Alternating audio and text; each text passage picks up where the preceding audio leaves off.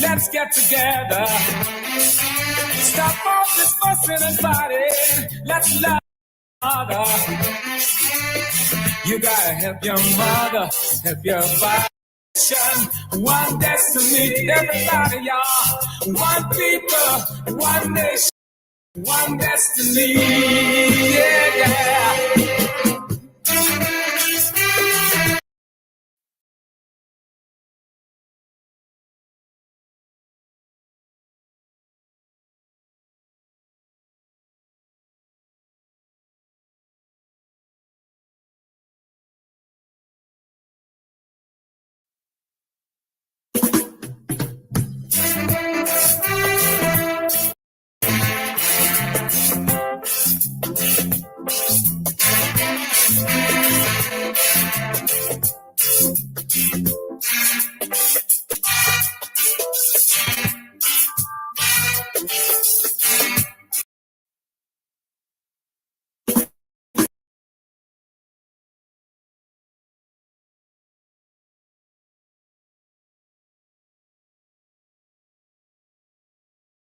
Where your shipping address types itself.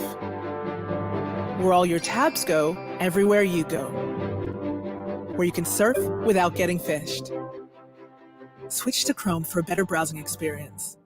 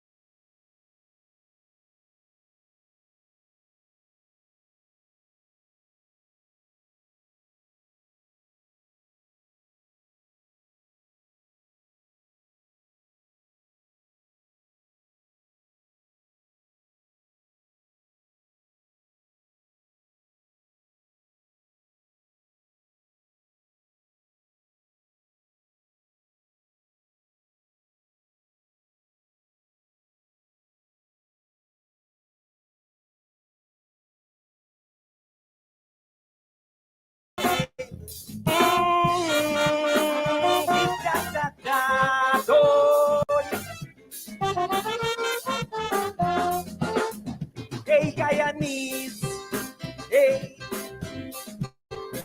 won't be so stupid. I wonder, Guyanese like myself, yes. Why we so foolish? I'm not gonna tell you. Imagine we put we leaders there in the government and gone we back from them like we don't care how taxpayers' money spent. With all the corruption that taking place, we is the ones we blame. While them are thief. We just sit down like if we lame. But this God don't sleep. No, he don't sleep. By the time I done sing me kai so, I know you're gonna agree with me that he don't sleep. Jehovah not sleep. One day the same bad seed that them sow, it's that they're going to reap. Under this party, politicians thieving at will. Under this party, them not care, they're doing it still. Under this party, all the big contracts are go to them friend. Under this party, them forgetting the longest rope of an end. But if we the people can come together and stand up for what is right, put aside we indifference and start unite. Politicians would know them damn place and work with honesty. then boom, Guyana would rise and have a vibrant economy. So, this is attorney Shellen Washington, owner and founder of the Washington Law Firm, located at 455 Utica Avenue in Brooklyn, New York. We're specialized in medical malpractice, personal injuries, matrimonial law, and landlord and tenant. If you're in need of legal representation, please give us a call today. The number to call is 718-877-3100. Consultation is free at no cost to you. So call us today to see if we can be of any assistance to your legal needs. Again, the phone number to call us is 718-877-3100. If you are looking to have your statutory declaration, affidavit of income, identity, damage or lost passport, lost license, tenancy agreement, agreement of settlement, power of attorney, last will and testament, and certification of documents, then you need to visit the Alistair Collins firm, located at the Killian Mall, 162 Lamaha Street in Georgetown, between Camp and Waterloo Street. Alistair Collins is a commissioner of oaths and a justice of the peace. Make certain you visit him or call for more information at 649-6410 or 685-6448 or 503-1451. And there's adequate parking available. Go down to the Alistair Collins firm and have all of your legal issues settled and brought to the fore. Alistair Collins firm. Contact them at Alistair Collins firm.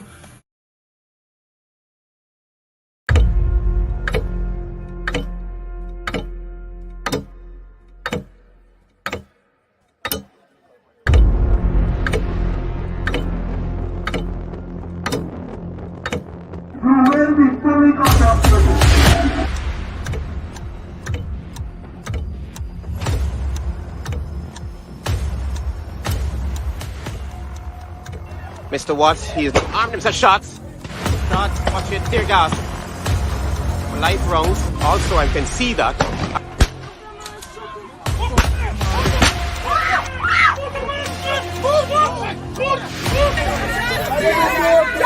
the plan done! Never run in your boxer, man. I like your hand put in your boxer, man, to do that.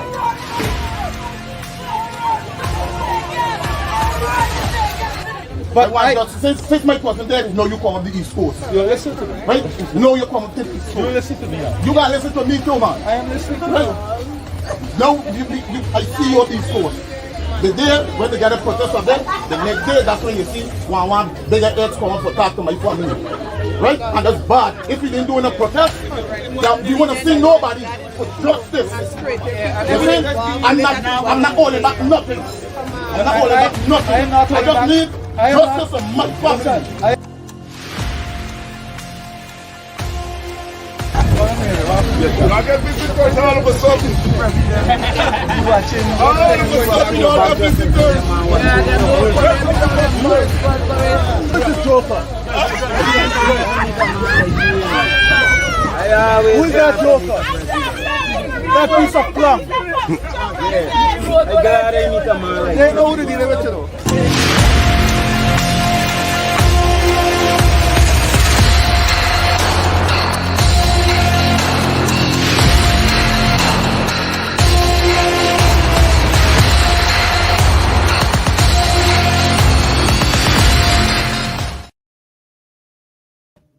All right, hey, guess what? Good evening. My name is Mark Benchap, and as you know, this evening we promised that we will have with us the leader of the opposition. He's also the leader of the People's National Congress Reform, the Honorable Aubrey Compton Norton is with us this evening.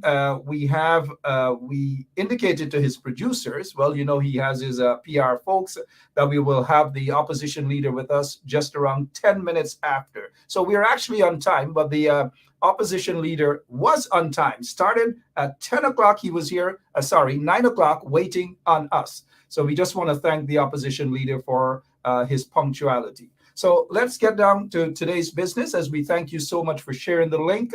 Lots of questions for the leader of the opposition. The Honorable Aubrey Compton Norton is with us this evening. Let's get him right on board with us. Mr. Norton, good evening to you and welcome back to Straight Up. Good evening, Mark. Good evening to your listening and viewing audience. And we thank you so much. We know you have a busy schedule there in Guyana, working the ground and ensuring that you reach out to your constituency, the people, your supporters, and even those who don't support the People's National Congress reform or the coalition. So let's begin with, it has been quite a few months since you have been elected leader of the opposition and leader of the People's National Congress reform. Have you been able to settle in or settle down into that position or those positions as yet? Well, I would say I came with experience. So it was a question of doing a clear assessment of where the party was at the time, and then putting in place the programs and mechanisms to ensure we prepare ourselves to become the next government in this country. All right, in preparation for that, let's get down straight into business. We appreciate your time.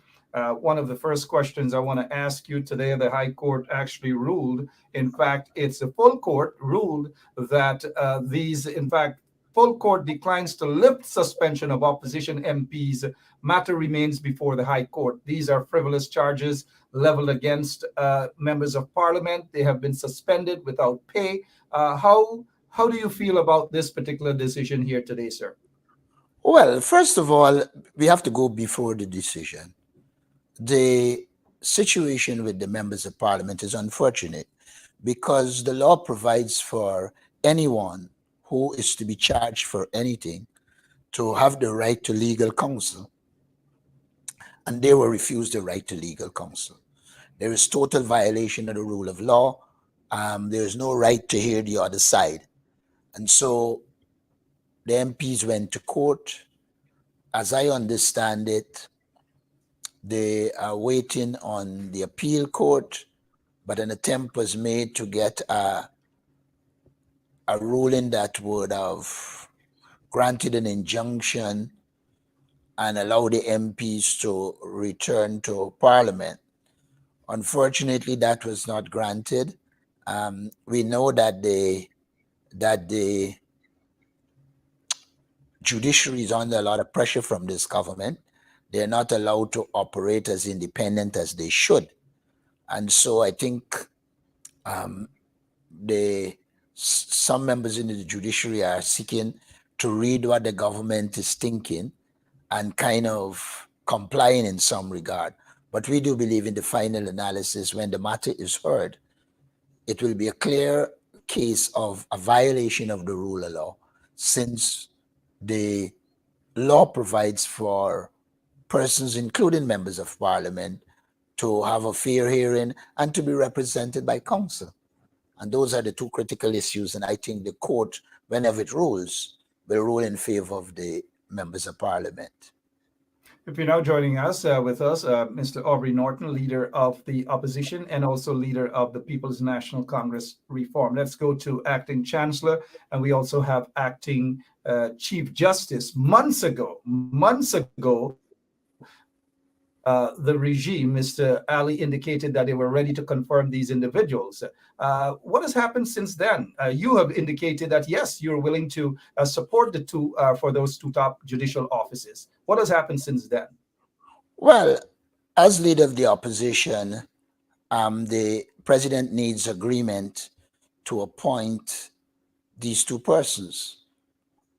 I have indicated a while now that I agree that Janet Cummins could be confirmed as Chancellor and Roxanne George Wilshire could be confirmed as Chief Justice. The president's response was that, in his normal arrogant way, he wasn't ready and he will do it when he's ready. But I'm seeing some maneuvers by some people around them that are seeking to say that they can confirm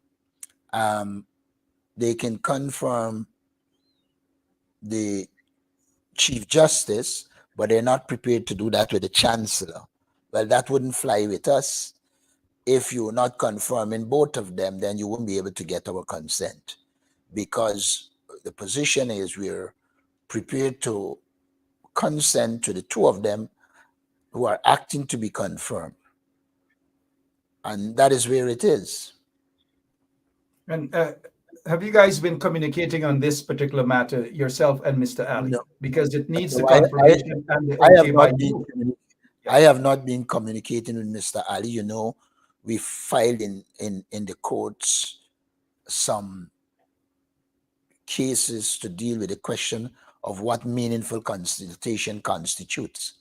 I'm not prepared as leader of the opposition for Irfan Ali to just meet me, put names before me, and then say he would have consulted.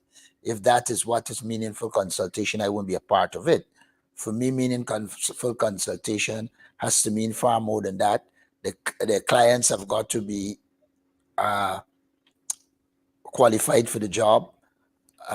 In cases where they should be non-political, they have to be non-political. And there are a number of criteria that I think need to be met before one can say one is meaningfully consulting. Don't forget that we changed from consultation in the 2001 reforms to meaningful consultation, because the argument was by the PP when they were in opposition was that people just come, put the names, and they're appointed. Now they want to do just that, and I'm not prepared to accept that and live with that. All right, 16 minutes after 9 o'clock, opposition leader Aubrey Norton is with us this evening. Mr. Norton, concerning Irfan Ali and others within the PPP regime, they have said that in terms of any sort of meaningful consultation or conversations with the PPP regime, that the opposition, you now being the leader of the opposition and the leader of the PNCR, ought to recognize the regime as a legal regime. Is your position still the same, sir? I have commented on that. The opposition cannot recognize or de-recognize the government. The law is clear. If you challenge an election, you go to election petition. If the government wants recognition, then they should facilitate the elections petition. And once the election petition established that they were involved in irregularities and fraud, then they would not be legitimized. If it goes in the other direction, then they will be legitimized. So it's not a question of whether the opposition leader will recognize them. Recognition at this stage is dependent on the outcome of the election petition. In election petition 88 and 99, there's information there that are placed before the court. The court will rule on them, and the ruling will determine whether the government is recognized or not. That is the reality. I don't know why the government is suggesting that we have to recognize them before any discussion will occur. And they flip-flop. While they said that, at one stage, they came to engage in what I would call a farce for consultation. So the ball is in their court. The election petition is before the courts. It's 2 years now. If they're serious about the rule of law and law and order, then they will allow the petition to be heard and let the chips fall where they may. Absolutely. It seems as though that they are running from the elections petitions. Just to have our viewers know that on Wednesday, next Wednesday, the CCJ will rule whether to allow the appeal of the matter concerning elections. Petition 99 that was struck down by acting Chief Justice. So next Wednesday. How optimistic are you, sir, of a positive outcome of that particular matter next Wednesday? I am optimistic, but worse things have happened. But I'm optimistic that if it is dealt with based on the substantive elements, then it would be upheld. I do not see why a court that is serious about democracy, rule of law, etc., would want to strike out a petition that puts the evidence before the court as to what happened in the last election. Mind you, a lot of the evidence is not hearsay. It is evidence that came from a recount that was demanded by the government. I believe the government is already in election campaign mode because I think they believe that they will lose the petition, and so they are preparing.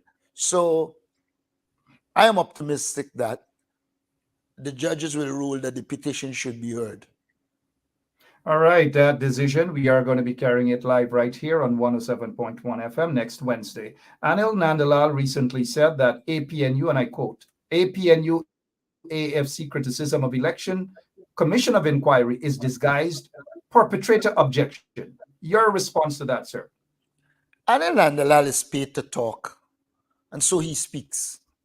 But if the law says an election petition is what should determine the outcome of the election or the situation vis-a-vis and determine whether it is legal or illegal, then there was no need for a commission of inquiry. We're not here arguing that the president doesn't have the authority. He does. The law gives him the power to set up a commission of inquiry into virtually anything. If he wants, he can set up a commission of inquiry into Sugate, where Jack Doe is alleged to have been involved in bribery and corruption. He could if he wants, but he chooses not to. In this case, you have a legal procedure for determining whether elections were properly conducted or not. And that is the petition. Let us not forget, throughout that process, they were arguing that it should go to petition. Now, suddenly you want a commission of inquiry. Note also that the recommendations of the COI will not be binding, as I understand it. But the outcome of the petition will be binding. And so I think they want to do it for propaganda terms. And if you look at the terms of reference, you will see it is not an attempt to investigate all aspects of the elections. More importantly, the president and the PPP are accused in this process, and therefore they should not be setting up any commission to look into themselves. And so I think the COI is a political maneuver aimed at giving the PPP PR advantages, while at the same time delaying the elections petition, which in fact is the way that you should go to determine what should happen in terms of the elections of 2020. You know, Mr. Norton, you did you made a comment there. You preempted my next question. That here it is that the PPP they're party to this two elections petitions, and why would they now want to set up a commission of inquiry into the elections, knowing that they are defendants or they are parties to several elections petitions? Good point. Good point. And we already know the reason why they have set up this commission. It's just for optic reasons and just to make a fool of themselves. But I've noticed some of the questions in the audience there. One particular question, and I was going to ask you that. Will the opposition partake in the Elections Commission of Inquiry, sir? At this stage, as far as I know, we will not be taking part in it. There's a possibility that there could be a change, but for now, we consider it to be farcical and not an attempt to get to the bottom of the process. We believe the focus should be on the elections petition, and we will continue to focus on the election petition. You did say that there's a possibility that it can be a change of heart from the opposition. What would cause? Well, I don't know about a change of heart. If there's a change of circumstance, then such as if today or tomorrow, let's say they decided we can revise the terms of reference, or rather than just, or have an independent group deal with the terms of reference rather than the PPP, and then there will be some scope for change. But as presently constituted and being implemented, I don't see us participating in this charade. I know, but even any amount of participation would deem some sort of going against what the opposition stand for. I agree with you that the elections petitions ought to be the way forward, and the commission of inquiry is a farce. And so some people might be asking, why even participate? Why even if the Well, circumstances change? Why I didn't say we'll participate. When you're in politics, you have to look at all the situations, and if new vistas open for positive things, you can utilize those openings. But if the situation doesn't change, then one sticks to one position. But as a politician, I don't believe one should say, I will never do this, I will do this, I wouldn't do this, because situations are dynamic and they change. Got you. So, in a commission of inquiry, they have the powers. Those who are partaking in that, like the former chancellor of the judiciary and acting chancellor of the judiciary and so forth, they have that power, I believe, to subpoena, which means at some point in time, you guys will be subpoenaed. Well, we will deal with that when the time comes. But even if they subpoena, we could just say to them that the matter is before the court and we ought not to speak on this occasion unless they decide they'll put all of us in jail. And they know who should be in jail now. It is not the opposition. It's the corrupt people in the People's Progressive Party. They are the ones that should be heading there. All right. Just during the campaign for you as leadership, as leader of the People's National Congress, one of the things that you had on the agenda, and I believe it still is on the agenda, is for the removal of Claudette Singh, the chairperson of the Guyana Elections Commission. Sluggish process, you think? I didn't get a question. Sluggish process. I know you've called for the removal of Claudette Singh, the chairman of the Guyana Elections Commission. We maintain our position. We believe that the chairman of the Elections Commission should be impartial. We have already established that there's a tendency of Justice Claudette Singh to vote with the PPP regardless. That to me would have made her no longer suitable for the job, because as chairman of the Elections Commission, it is supposed to be an independent constitutional body, and it should not be following the diktats of the government. And in large measure, that is what is happening. And so we are not only campaigning for her to go, we are also campaigning for a clean voters list. Last week, Tuesday, we were in front of the Elections Commission. They didn't anticipate we will come, so they didn't put up the barriers.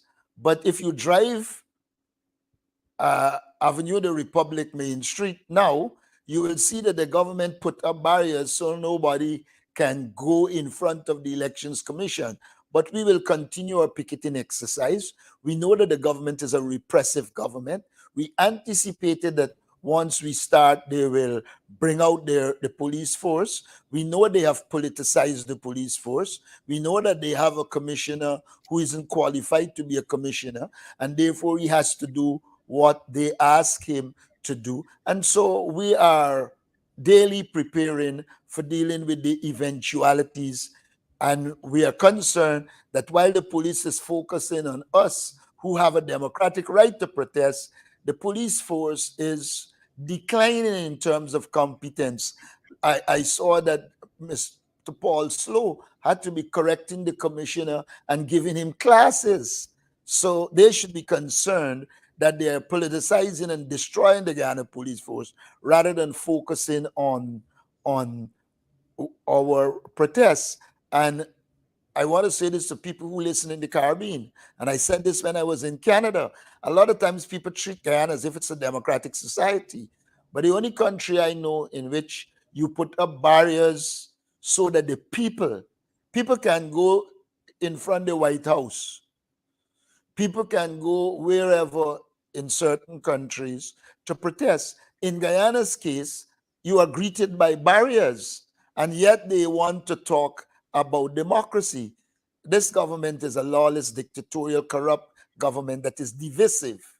And so we anticipate that this will be the behavior. We have begun the protest for a clean voters list and a new chairman of the Elections Commission, and that will continue. All right, you guys can expect the continuance of the protest, and I'm not certain that the opposition would want to state what their strategies are with that regards. But the anti is being up right now. But do you guys? I mean, and I say you guys because you're operating as a coalition. Um, what's the position of the AFC as it pertains to protest to get to ensure that Claudette Singh goes? Are they supportive of that, sir? In fairness to me, you need to ask the AFC that. But I know as a You coalition, are the head. You are the leader of as the a opposition. coalition, as a coalition, they have never opposed us being involved in picketing exercise, etc. And do they support the position of having Justice Claudette Singh go, retired Justice Claudette Singh? Well, they haven't said to me that they don't.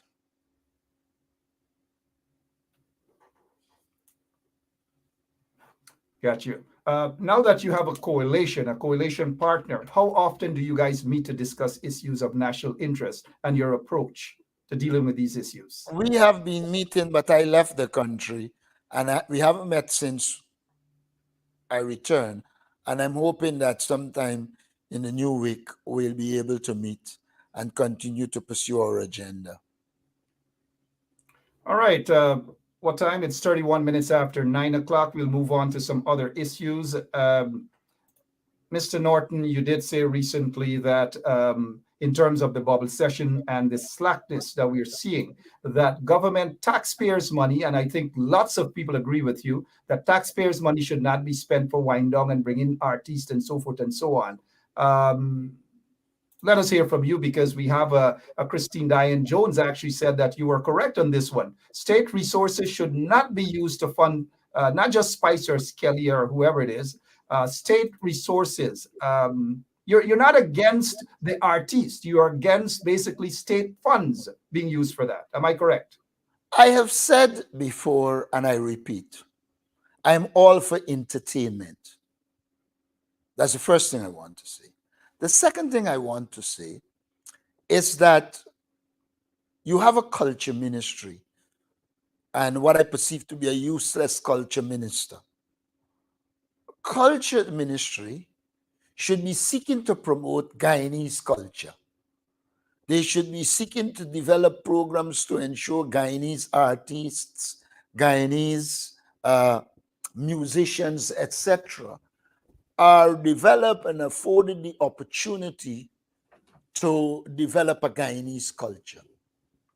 I've said Rukatuks, which is a mixture of Kwekwe and Comfort, if properly harnessed and developed, can become a Guyanese brand. I said in the same presentation that people spoke about, as far as I know, the mixture of Indo and Soca began in Guyana as Afro-Indo beat. It became popularized in Trinidad as chutney. Now, my point is, we have diverse cultures, and we should be delving into those cultures to come up with music and other forms of entertainment to harness those skills and develop it. I made the point that a lot of foreigners are coming. If you feed them a diet of reggae, of soca, of everything foreign, they wouldn't get a Guyanese feel.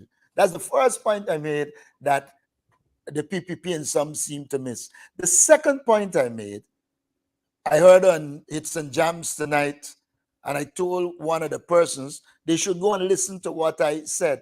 I did not blame artists for damaging the moral fabric of the society. I made the point that government is obligated. I read what the Constitution says about young people, and I made the point that government is obligated to ensure that the Guyanese youth is not fed a diet of lawlessness, women abuse, etc. And so I proceeded to say that I think Mikey Spice is a good artist, but they put it as if I criticized him, which I didn't. They mentioned but two other artists that I never mentioned in the presentation. That is the only artist. And I think I said you had Bob Marley music as a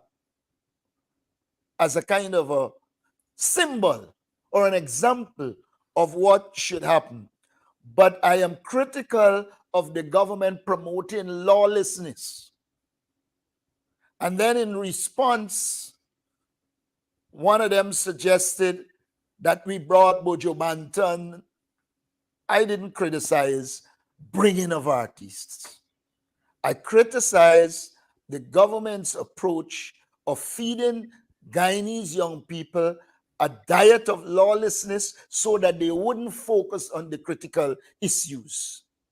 And I criticize the fact that cricket is a unifying factor in Guyana, and the government has begun to use cricket as a partisan tool.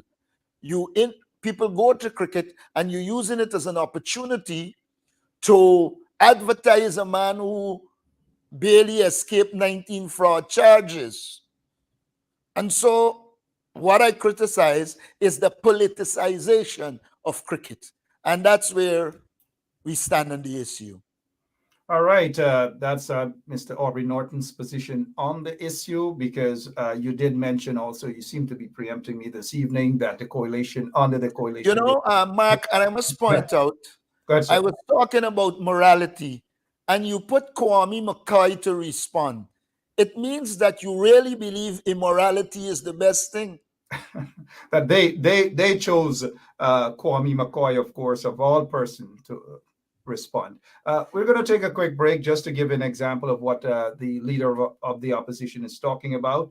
We'll take a quick break and we'll be right back with the leader of the opposition, Aubrey Compton Norton.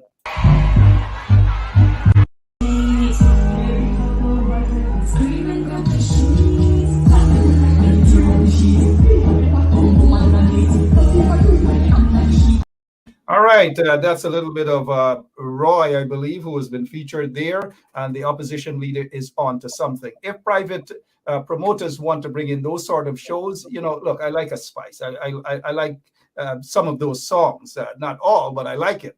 And nobody's condemning those artists at all. But taxpayers' monies should not be spent for these sort of shows at all.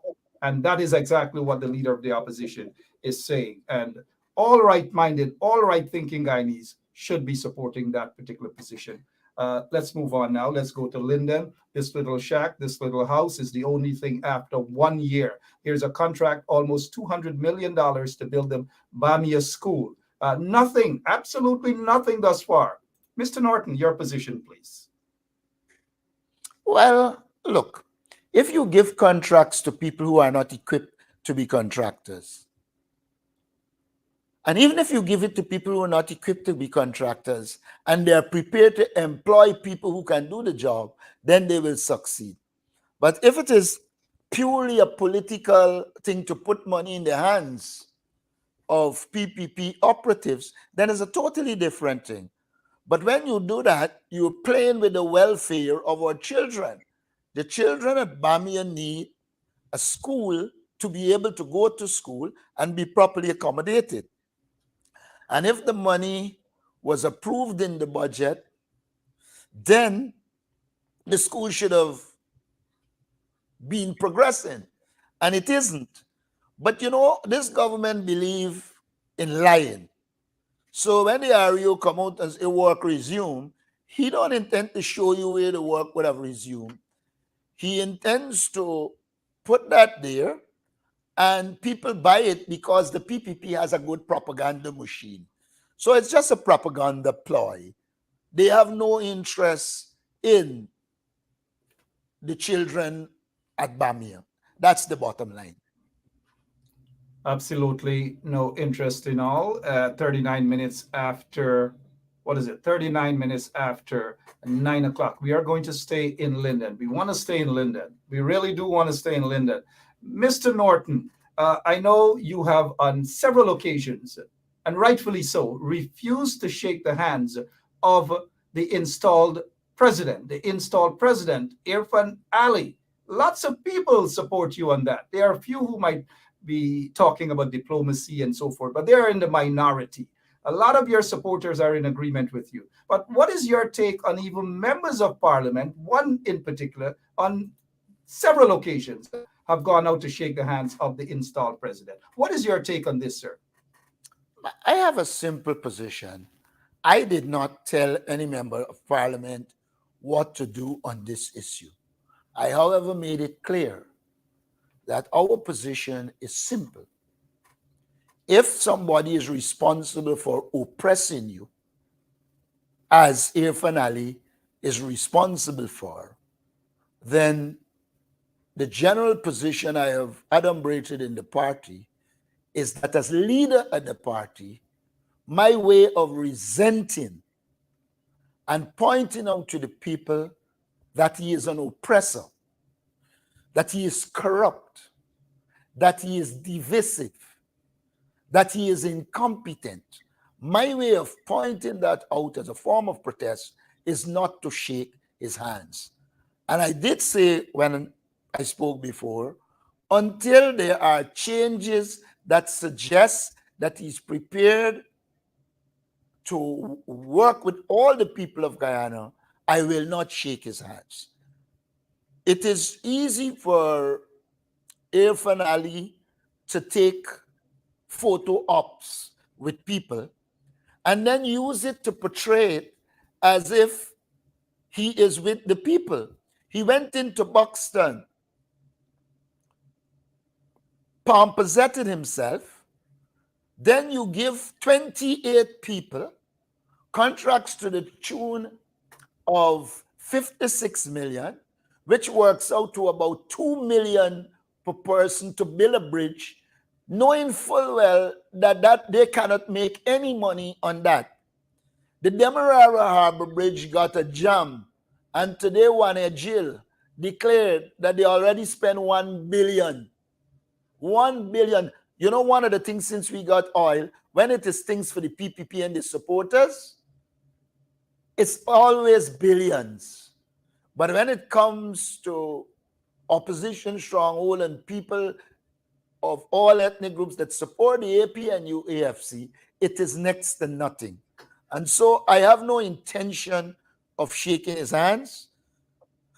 I know from talking with people that the majority of people believe that they are discriminatory in nature and that it's the correct position to shun him until he changes his stink and dirty ways. All right. Hopefully that members of parliament for the opposition would be consistent along those lines as it pertains to shaking the hand of an oppressor. You did mention about this $1 billion expended thus far to repair the Harbor Bridge. I did read in that report something about contractors. How vigorous are you guys in the opposition to ensure that these contracts handed out, they are being transparent? Who are the contractors, sir? Well, first of all, I sense you know there are a lot of difficulties in terms of even getting the Commission of Information to give you information. What we are doing at this stage in a very structured way, and I know for sure it is happening among the PNC MPs, we are going through those estimates, etc., and will bring pressure to bear on them. First of all, for instance, no money was approved in the budget for Cricket Carnival. So they have to tell the world where to get the money from. And if one notes that they haven't accounted for Cricket World Cup since early 2000, you will understand that this will be another mechanism for corruption. But we are in the process right now of preparing our parliamentary agenda for the next year. And I think by the end of next week, we should be clear in our minds as to how we approach it, who does what, and when we do it. Just in case I may have missed the point you made with the PNCR, discussing with PNCR parliamentarians, one would suspect that as a coalition, that there will be a unified approach on almost every issue. Why just CR parliamentarians and not all of the parliamentarians? Because the modus operandi has been, at least since I am leader, I speak with the PNC, we get the PNC position, we then take the PNC position to the APNU, and then once we have an APNU position, we then take it to the AFC, and then we can arrive at an APNU AFC position. But I don't believe that as leader of the party, I must arbitrarily go to the APNU and then the AFC with positions, and they didn't come from the bosom of our party. So it's not a thing to separate. It's something to ensure that, first of all, the PNC is clear and on board, then the APNU, and then the APNU AFC. Because there are issues in which the APNU and the AFC don't see eye to eye on. Don't forget, we are a coalition. It's not one party. And therefore, we will have different interests, but we will manage those. All right, let's get to one of the questions here. It's coming from Nigel London. His question is, if Mr. Norton's position is to reject Ali's gestures, handshake that is, all of the MPs should. If they do not, it is inevitably speaks to Norton's inability to inspire those whom he leads. Your response to that, please, sir. Well, I don't understand his logic. If you say they don't because of my inability to inspire, is the word? Yes, sir. Well, people are inspired by different things. All MPs will have different interests and perspectives. What I have got to do is to engage them. Mind you, many of our political operatives are inexperienced, and therefore one doesn't know that it has anything to do with inspiration. But Mr. London is free to arrive at its own position. But let's assume that we have 21 MPs and one or two don't. Does it follow that it's a lack of inspiration? Well, I don't understand his logic. And the most I will say, is free to have his opinion, but his opinion is void of logic. All right, Mr. London, there goes your response. Thank you so much, Mr. London. Now let's move on to, in fact, we have been hearing recently about, and I don't necessarily agree with that, but we want to hear your opinion, not mine, that the PPP seem to be penetrating Linden. Your take, sir. Penetrating is a loose word, but look, it is not the first time that the PPP is spending money in Region 10 and seeking to buy people. At every election, they succeed at buying some, and by the next election, they just push away that set because of their attitude to them. You had the case of Philip Bino. You had the case of Jafar. We could name many cases, but many of them will learn with time that the PPP's interest is in using them. What I have been doing, and I think is resonating, is pointing out the fact that the People's Progressive Party has no interest in Linden. And I have shown that they have no interest. We have shown to people that we left a hard athletics track that they were to complete, they never did. And we have shown to people that they said this call center will employ thousands of people and continue to lie when it doesn't have 100 people working there. It's on the verge of closing. We've shown to people that when it comes to allocation of resources, Region 10 gets little or nothing. And that what the PPP has been doing is identify people who have been coming into contact and sometimes conflict with the law. Some of them are ex-traffickers in person. Some fugitive from justice, all kinds of people who are not the best example. And they put some money in their pocket and they make it appear as if it is Linden that they are penetrating. I can tell you, I was in Linden when Irfan Ali went last Sunday morning to Linden, and they had more people coming from out of town in the entourage than people in Linden. Pull the pictures close on your screen and see the makeup of the. Today he was at Belladrum. You know what they did? They instructed all those who they are paying $40,000 a month to go or be fired. They took all the workers from overworked and forced them to go. So what they are doing is renting a crowd. We will know what the reality is at election time. I am saying to you, the PPP has resources. They are going regularly, but I don't know what penetration they are talking about. We will continue to do our work, and we know that at the end of the day, the people of Region 10 will be strong in support of the APNU AFC. I want to remind you that the PPP purportedly made inroads into Linden in 2006, and they got an extra seat, or they got a seat. Since then, we have been doing our work in Linden, and we want back that seat, and we will keep both seats. Mr. Norton, Mr. Norton, let me just interject for one quick second, and I do apologize that in 2006, they didn't win that seat. That seat was contested in the courts. In fact, they stole. Oh, yes, that is true. That is true. Yes, it was won by the AFC. Sorry, correct. Yes, it was won by the AFC and given to the PPP.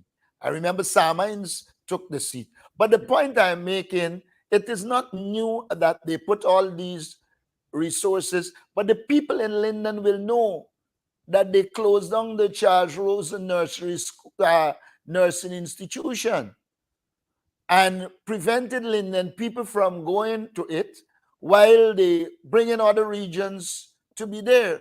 Linden people will know that more than 1,000 nurse assistants were fired by the People's Progressive Party, and they are not going to support them.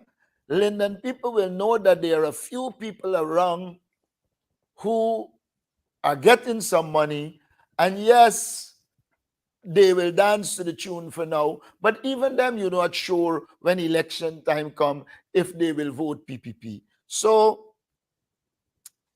all I would say to you here, our focus has to be doing on the political work, strengthening Region 10, putting more party groups, etc. in Region 10, do our work and prepare to trounce the PPP in Linden. And absolutely stay away from those leaders out there in Linden Region 10, because Region 10 is not just Linden, Kokwani, Ituni, and other places. To stay away from shaking hands of the oppressors. Let me just in case this person, because this is the third or fourth time this person is asking the same question, and I know you've answered it, but just for the benefit of Sean, Punta, and others who may not have gotten your response, the question is Norton, I assume Mr. Norton, recognized the PPP as a democratic government? The PPP has returned to power in more dictatorial fashion than ever. First of all, the law provides for subvention to all NDCs. You choose the ones you want to give, the ones controlled by the PPP, and you don't give them the others. That is not democracy. The court would rule and the PPP would violate the ruling. That is not democracy. Democracy is where the people are involved in decision making and the government lives by the rule of law. You cannot be as corrupt as the PPP is and be democratic. How democratic it is for a vice president to be accused of corruption and bribery, and he is not made to leave office. You live in the United States. In the United States, he would have had to go. In England, he would have had to go. In any democratic society, he would have had to go. But he is allowed to operate as if nothing has happened. So there is no consideration of the PPP as being a democratic society. The PPP is a dictatorial group that is corrupt, and they practice racism. And daily we are providing the evidence of the racism of the People's Progressive Party. I don't know that you could be both democratic and racist at the same time. And so, for me, the PPP is not a democratic government. And we have not yet touched the fact that they are in power by questionable votes, by fraudulent vote. We just here talking about the attitude and approach to governance. That alone disqualifies them from being considered democratic. Mr. Norton, I know we are approaching the 10 o'clock hour, but I know with all of our listeners around Guyana and around the world, they want to hear some more from you. So please grant us a few extra minutes. You did say that the allegations of corruption, serious allegations of corruption leveled against Barra Jack Dale. Some folks may argue that the opposition is not doing enough to ensure that this guy is pressured for an investigation. Would you agree with that or not, sir? Well, if they say to me what they mean by we not doing enough, then I could answer the question. We have been highlighting it. In many of our protests, we have been commenting on it. We have brought it to the international community. But I think what people aren't recognizing is that birds of feather flock together, and in the normal course of democratic activity, the PPP will not act to get rid of Jack Dale. It has to be done by a combination of international pressure, political pressure at home. That's the bottom line. All right, let's get to this here now. Lots of people have been branding this installed PPP regime as apartheid. So Guyana is now a semi-apartheid state. What is your take on that term, apartheid, right now? One has to, if you use the word apartheid, they will run to say, no, there is not separateness, and one ethnic group isn't living here and another one isn't living there. The bottom line is apartheid is a racist philosophy. Apartheid is a divisive philosophy. And the philosophy that underpins apartheid is racism. And that is the practice of the People's Progressive Party. So people might be justified in calling it apartheid from the philosophical standpoint, though there is not the separateness that occurred in South Africa. If one takes it literally, then one might not be able to call it apartheid. But if one takes it from the practice of the government and the similarities with what has happened in Southern Africa, then it is justifiable. All right, let's move on. Recently, Jack Dale, back with Jack Dale again, said that all of it, meaning Guyana, belong to all of us. But not so long ago, it is the same Jack Dale who says that there should be some negotiating a settlement with Venezuela that would see both countries sharing Guyana's natural resources, sir. Your take on this sort of flip-flopping hypocrisy from Jack Dale? Well, first of all, if you see, it was October 2015, he was in opposition. Now, they lost government May 2015.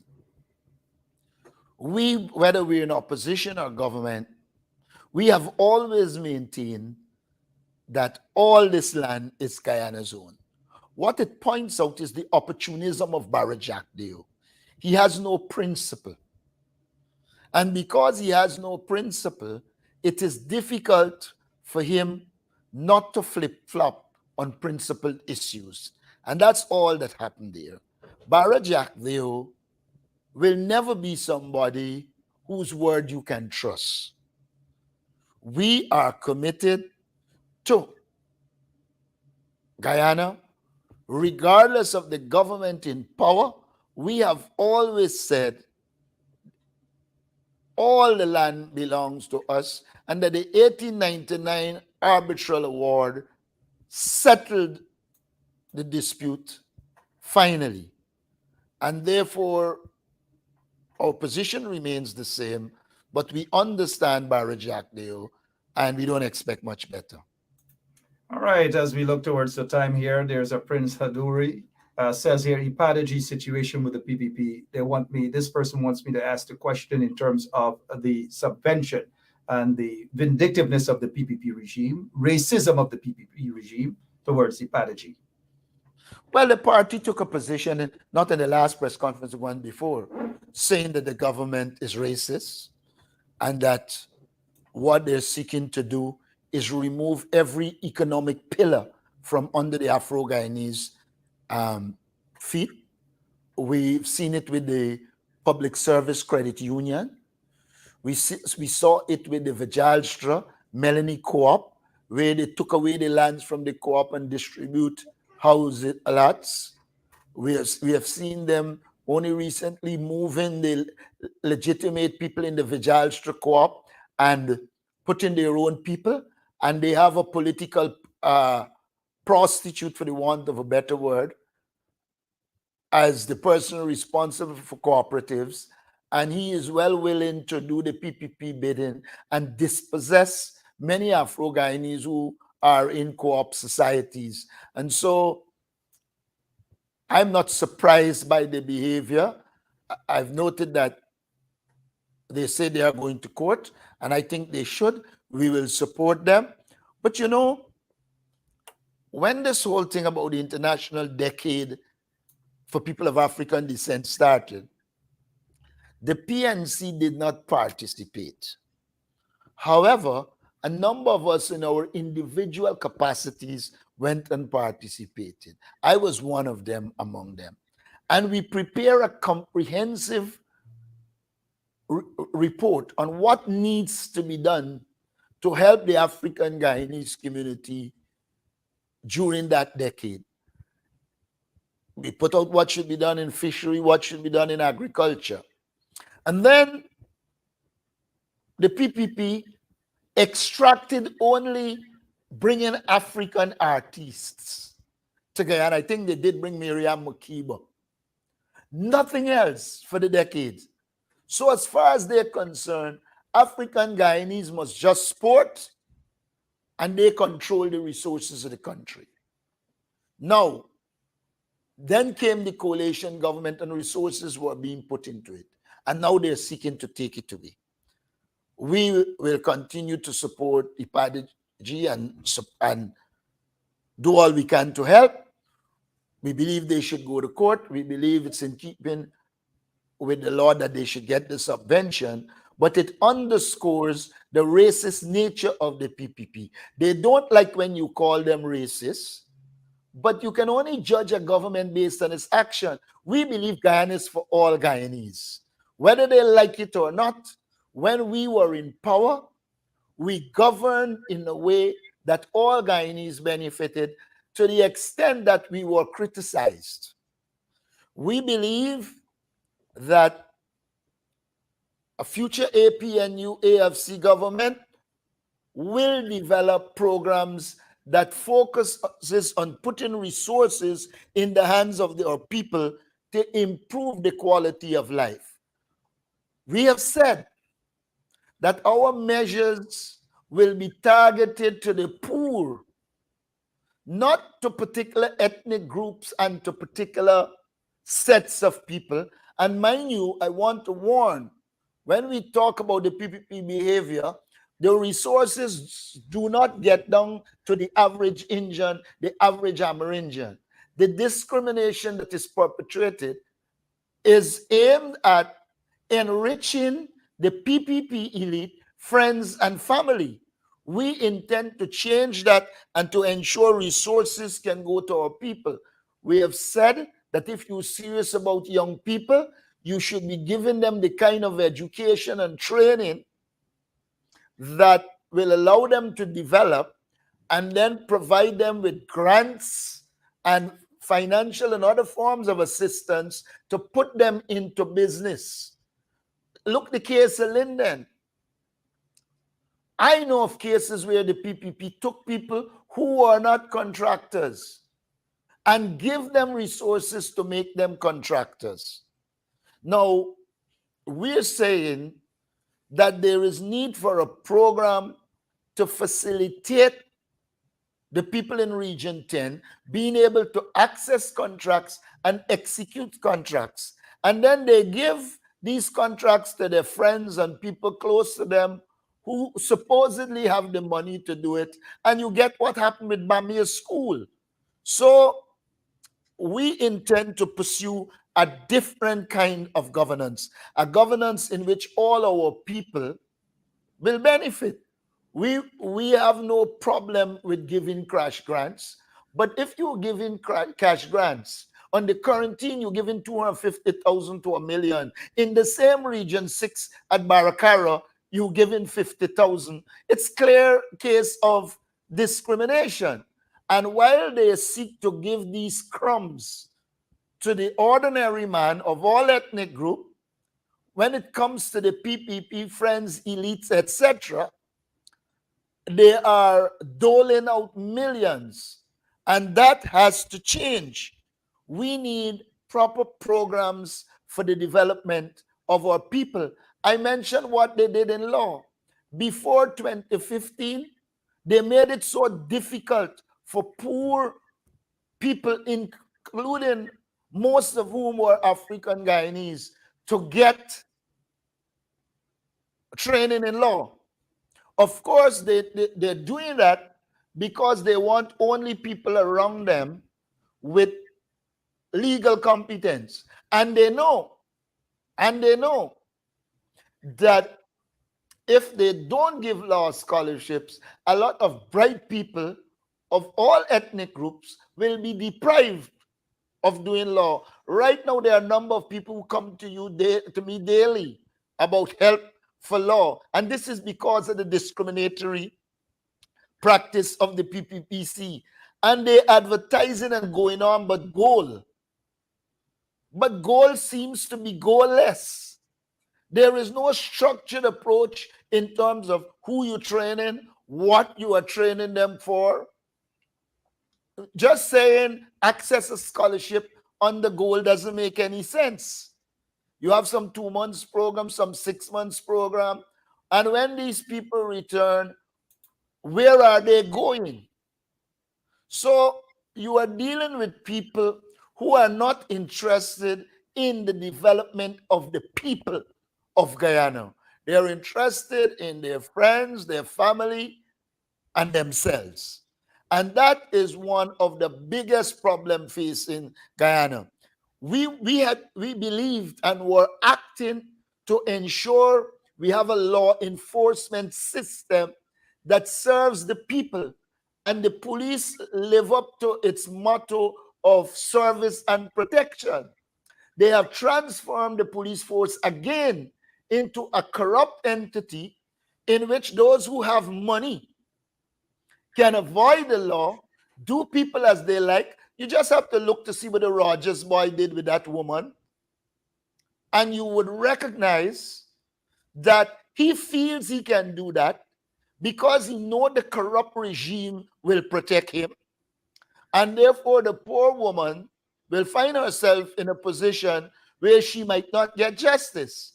And so the system is fastly creating a police force that will protect them rather than serve and protect the people of Guyana.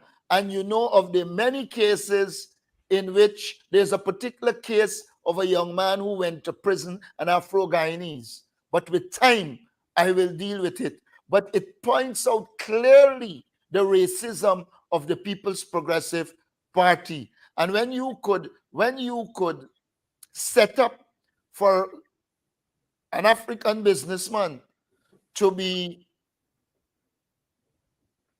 charge for contempt, and then send him to prison wrongfully, then, we're heading in the wrong direction. The Ghana's police force is a political tool, and people will not be fooled. They are. And every day that they become more politicized, the less law abiding Guyana will become.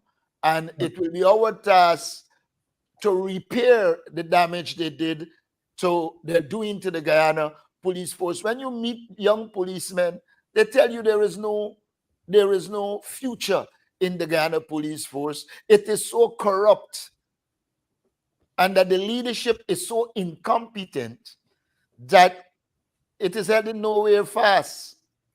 All right. Looking at the time, Mr. Norton, thank you so much for those sentiments expressed as to the way forward on a coalition government once this installed regime is removed next elections. But we don't know when the next elections will be held. It could be next year. It could be by 2025. But knowing that and the date that the People's National Congress do have another internal party elections to elect leader, do you see yourself, one, being reelected, and two, being the presidential candidate for the coalition? Go to the question again. I didn't get it. There is still another elections within the PNC to elect another leader or re-elect you as the leader. Do you see yourself as being re-elected and eventually becoming the presidential candidate for the coalition? I don't like preempting, but I think based on the job I'm doing in the PNC, we are resuscitating groups. Many new people are coming into the party, and they seem to be comfortable with my leadership. And it is the people who will be determined, and I think they will determine that. In fact, many people who are coming back to the party say to me they had given up hope. And with me becoming leader of the party, they believe there is a future. And so I will do everything to realize their objective. I think it is very, very necessary that we regain power, and all my actions will be geared towards doing that.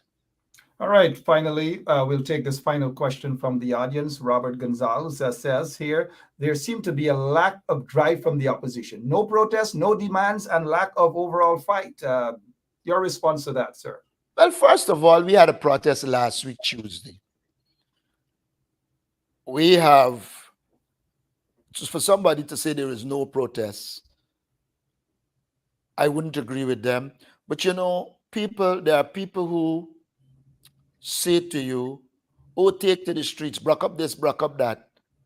I don't know what that would solve. We are protesting, we continue to protest, but we are sensible, and we're not going to be led by people to believe that we need to just run down the road and do ignorance. We have structured protests. We continue to have structured protests.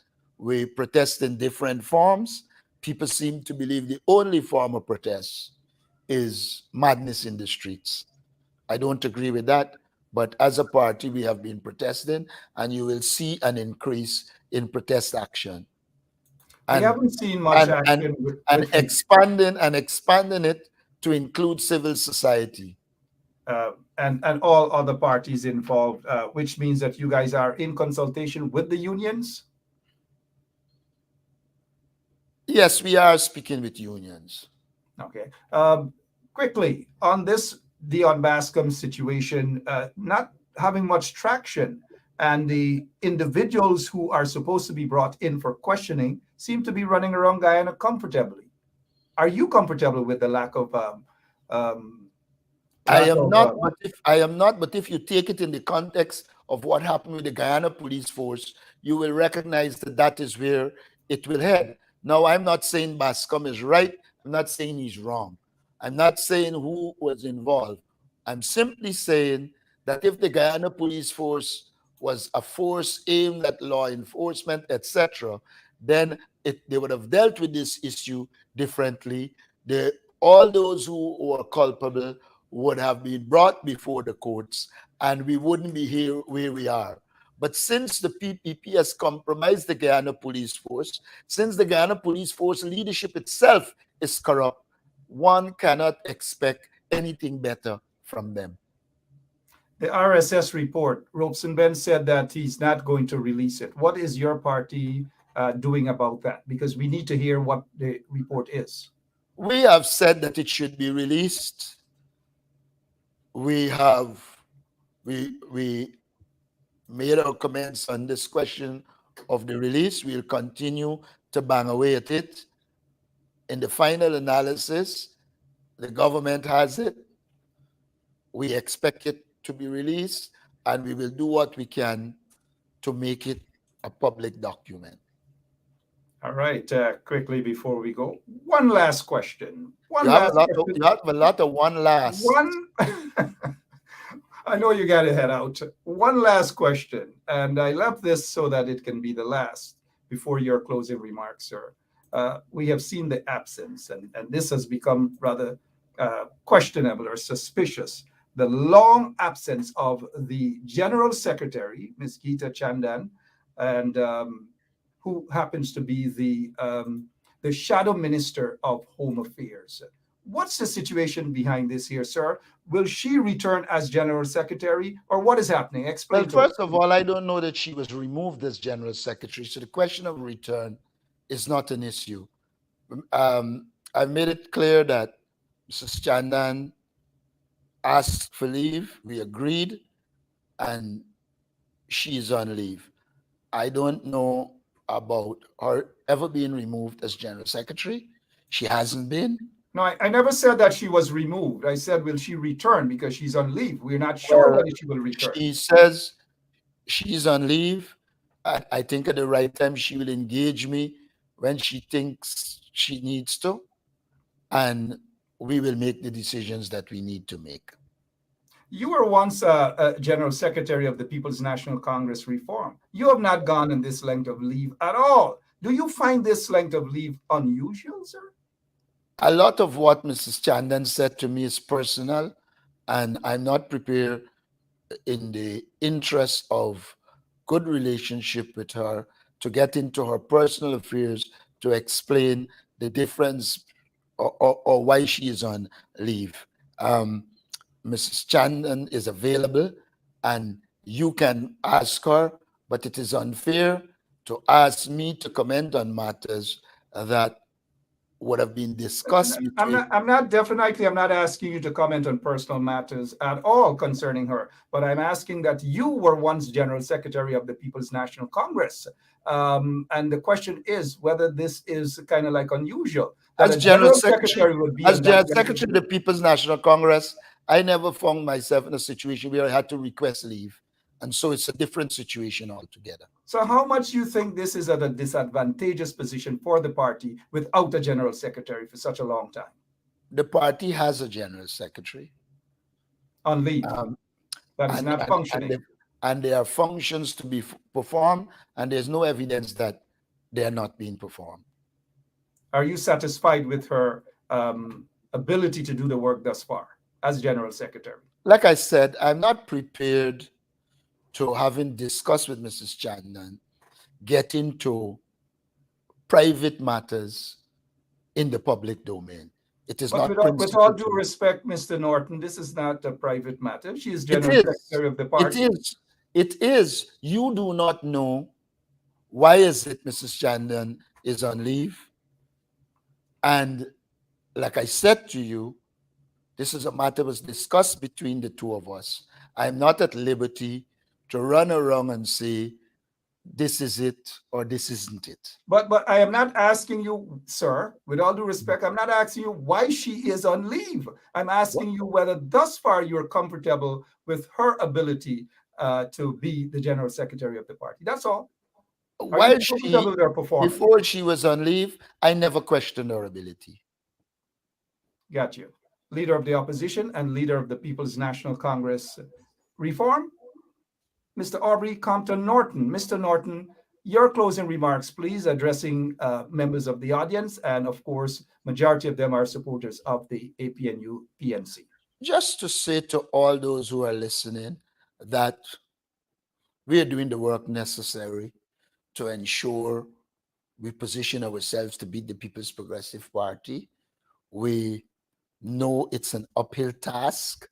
You're fighting a government that has oil money and doesn't account. We're catering for that. I also want to point out to the general public that our charges of racism against this government are real and true charges, and we will continue to expose them while at the same time promising our people that the government under us will treat all Guyanese as equal and having a place in this growing economy, and to shift Guyana away from this road that is leading to tension and disaster as led by the People's Progressive Party. All right, Good evening. Sorry. Yeah, and I thank you so much for your time. I know your schedule is always busy. We hope to have you back here on 107.1 FM very soon. Don't be a stranger. Feel free anytime. Thank you so much, Mr. Norton. Appreciate it. All right, Leader of the Opposition, Aubrey Compton Norton, answering the questions. It's up to you. I know some of you might be saying there are other questions I should have been asking, but there are lots of questions. I try to include you guys in the audience as well. Some of you are walking away smiling. Some of you are walking away, wow. You know, it's the nature of politics. It's the nature of interviews and so forth. But we will have the Leader of the Opposition back sometime, hopefully soon. What time? It is 21 minutes after 10 o'clock. My name is Mark Benshaw. Yeah. Conrad August is saying that I went soft. I don't know what some of you guys expect, or what is a rough interview, or what is a soft interview. I don't know. Sometimes you can't please all Guyanese, right? And Conrad August, maybe next time I'll invite you to ask a couple of questions. But I noticed some people are asking to bring on Mr. London, but I definitely will have Apostle London sometime next week as my guest. But for now, hey, guess what? My name is Mark Benshaw. We've got to go. I'll be back next week, Monday, same place, same time, right here on 107.1 FM. But for now, thank you all. Have a great weekend and be safe in every aspect. Just continue to be safe. Until then, God bless you all.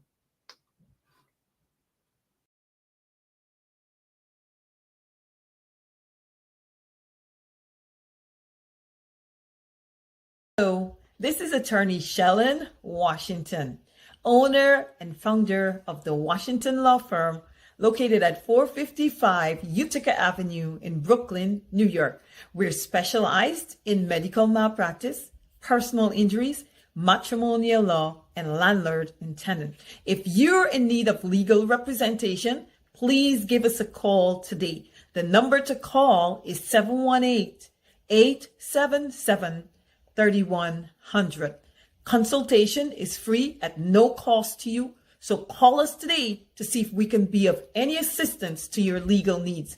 Again, the phone number to call us is 718-877-3100.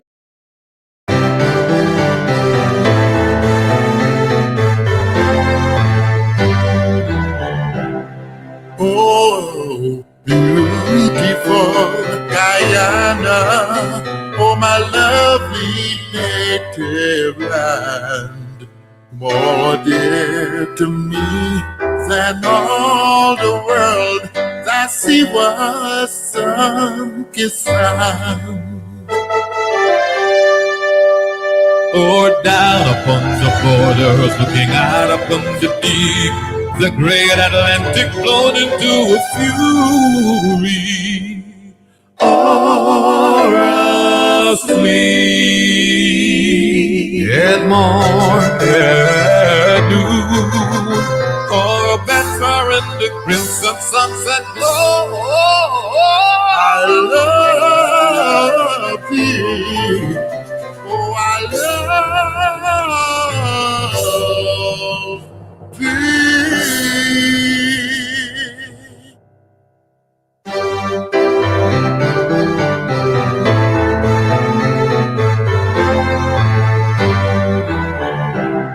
Whoa.